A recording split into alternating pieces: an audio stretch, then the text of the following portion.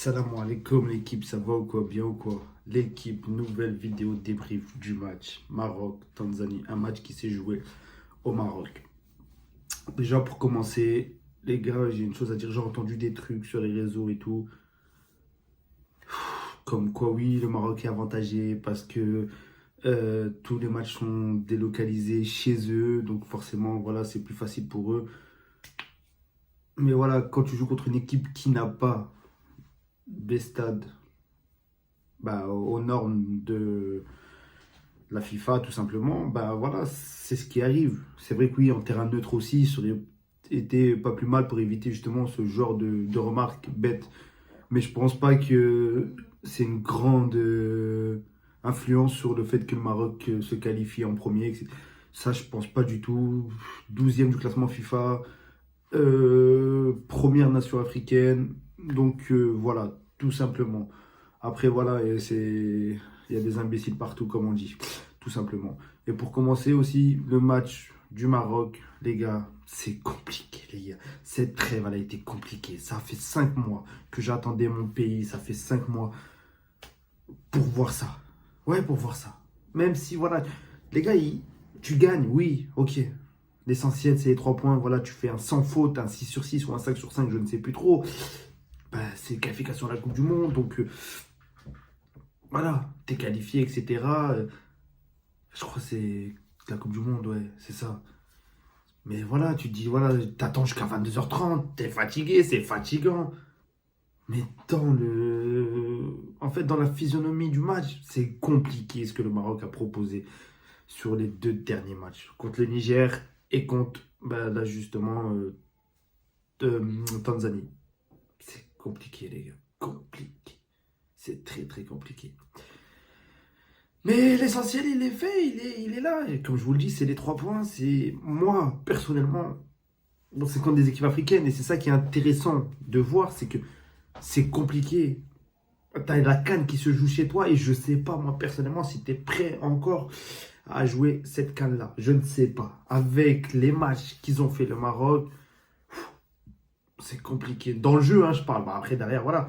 Si on peut aller au bout de cette CAN en ayant un jeu dégueulasse comme ça, soulever la CAN, moi personnellement, ça me dérange pas un petit peu, comme la France 2018 et tout. Personnellement, moi, je signe. Si on me dit ça, je signe. Mais voilà, c'est vrai que quand tu vois, en fait, c'est quand tu vois l'équipe du Maroc, tu te dis que voilà, il y a une équipe pour jouer au jeu, il y a une équipe pour faire le jeu. Mais c'est vrai qu'en Afrique, c'est compliqué, surtout quand les 2 équipes qu'on a affrontées, le Niger et la Tanzanie, ces 2 équipes, les gars, faut rien leur enlever à ces équipes-là. Ces 2 équipes qui sont très bien regroupées, qui ont fait un bloc contre le Maroc. Et du coup, le Maroc, c'est une équipe. J'allais les comparer au Barça et un petit peu, voilà, face à des équipes contre Retafe et tout ça. C'est une équipe, le Maroc, qui aime le jeu, qui aime poser le jeu, qui aime. On le voit, la plupart de leurs joueurs, c'est des Européens, c'est des binationaux. Donc voilà. Mais en tout cas, tu prends les 3 points. Match difficile, tu prends les 3 points. Déjà, quand tu vois la compo du match, pour commencer le match, tu vois la compo, tu te dis, ah, enfin, Unai n'est pas là. Moi, les gars, je lui en veux pas à Unai. Je remercie Unai pour tout ce qu'il a fait.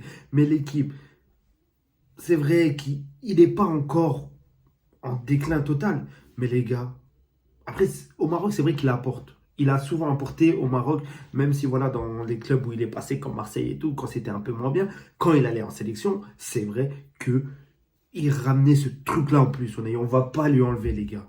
Mais là, sur le dernier rassemblement, là, c'était très compliqué. Même le match contre le Niger, déjà au Panathinaikos, là, déjà, même eux ne veulent pas le garder. Donc voilà, mentalement, Unai, ça devient un petit peu compliqué. Pour moi, Unai, voilà, c'est un joueur qui a sa place sur le banc. Et encore, je suis gentil, les gars, avec la génération là, qui arrive. Il y a beaucoup, beaucoup de joueurs qui peuvent prendre la place à Unai.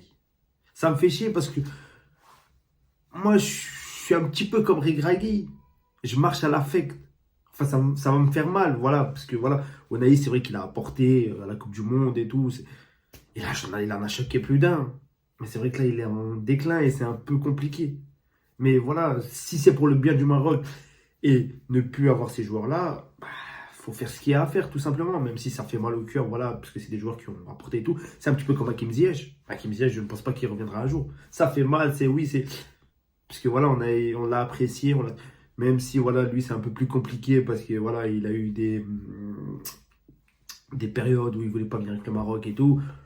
Mais voilà, c'est quand même des joueurs qui ont porté le Maroc, surtout bah, à l'épopée Coupe du Monde 2022. Donc, c'est des joueurs dont tu vas te rappeler forcément. Mais si c'est, comme je l'ai dit, si c'est pour le bien de l'équipe nationale, s'il faut les enlever, ces joueurs-là, il faut les enlever, tout simplement. Et il faut faire ce qui est le mieux pour l'équipe nationale. Surtout quand tu vois la génération là qui arrive au Maroc, les gars. Et si tu arrives à avoir tous les binationaux, oh, oh, oh. Ah ouais, c'est une équipe qui peut faire très très mal le Maroc. Donc voilà, faut pas hésiter, comme En-Nesyri. En-Nesyri, je l'aime beaucoup. En gros, moi j'aime tous les joueurs, je vais pas vous mentir. Tous les joueurs de mon équipe nationale, bah forcément, voilà, c'est des Marocains. Et voilà, je les apprécie. Mais En-Nesyri, c'est vrai que au Maroc, les gars, il n'y a pas d'attaquant. Enfin, c'est pas qu'il n'y a pas d'attaquant, c'est que Regragui, il est focus sur En-Nesyri. Alors que t'as Rahimi. C'est vrai que oui, il joue dans un championnat exotique, il joue au Qatar, nanana, nanana. En-Nesyri, les gars, faut pas oublier, il joue en Turquie. Bon, ça joue l'Europe. Il est très bon avec Fenerbahçe. Mais à chaque fois, à chaque rassemblement, moi, En-Nesyri ne confirme pas. Et c'est ça qui me gêne. C'est ça qui... Pourtant, en club, En-Nesyri, là, bah, il a rien à envier, personnellement. Les gars, il te met des buts incroyables avec Fenerbahçe. Même à l'époque où il était à Séville. Avec Séville, il te mettait des buts des fois. Je me rappelle d'un but, Séville-Barça, il te met un but impossible. Après, 1 ou 2 mois après, bah, c'est la trêve. Mais derrière, bah, avec le Maroc, il n'a jamais réellement confirmé En-Nesyri. On va pas se mentir, avec le Maroc, c'est compliqué, les gars. Quand tu le vois même sur ses, ne serait-ce que sur ses prises de balles, ses contrôles de balles, c'est très difficile. C'est très difficile. Après, bah, les gars, t'as buteur, Brahim Diaz. T'as Brahim Diaz. Et heureusement que les gars, il a pris le Maroc. Franchement, ça fait énormément plaisir d'avoir des joueurs comme ça dans notre sélection. Les gars, tu vois qu'il apporte un plus, niveau tactique, niveau... Les gars, il a 10 matchs, je crois, avec le Maroc, et 8 buts. 10 matchs et 8 buts déjà. 10 matchs et 8 buts. Brahim Diaz, voilà, c'est un grand joueur. Et on l'a vu qu'aussi, sur le côté droit, je crois que c'était Mazraoui, justement, qui a été mis à droite. Ça a été un peu plus compliqué, vu qu'il est habitué à jouer à gauche, lui, ben, en équipe nationale. Hakimi a manqué à la compo du départ. Ça a été compliqué à droite pour Mazraoui.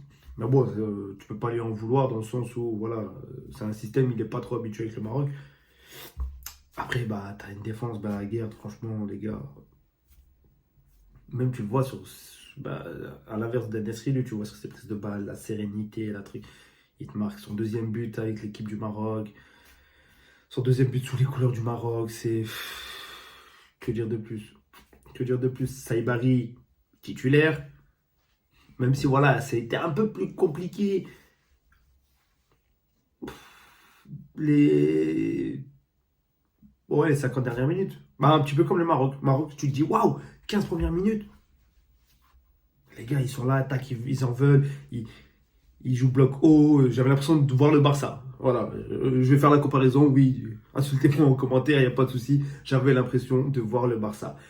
Les mecs, ils étaient alignés, bloc haut, truc, 15 minutes. Et après, il n'y a plus rien jusqu'à la 50e, jusqu'à ton but.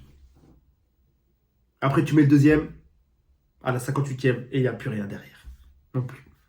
Et c'est ça, moi, qui me dérange. Alors que tu menais 2-0, tu pouvais dérouler avec tout le respect que j'ai pour cette équipe de Tanzanie. Les gars, c'est la Tanzanie. Je ne sais même pas s'ils ont un seul joueur qui joue en Europe. Je ne sais même pas. Si vous en trouvez, les gars, bah, dites-le moi en commentaire, mais moi, je ne sais même pas. Mais bon, en tout cas, l'essentiel, il est là, il est fait. C'est que, bon, tu n'as aucune défaite sur ces phases de qualification. Tu repars encore une fois avec les 3 points. Tu n'as que des victoires. Et c'est l'essentiel. Voilà, bah, l'équipe, on se retrouve pour une prochaine vidéo. D'ailleurs, jeudi, vidéo, bah, le match en retard de Barcelone, tout simplement. L'équipe, on fait comme d'habitude, on n'hésite pas, on partage, on like, on commente, vous connaissez déjà. Ça va comme l'équipe.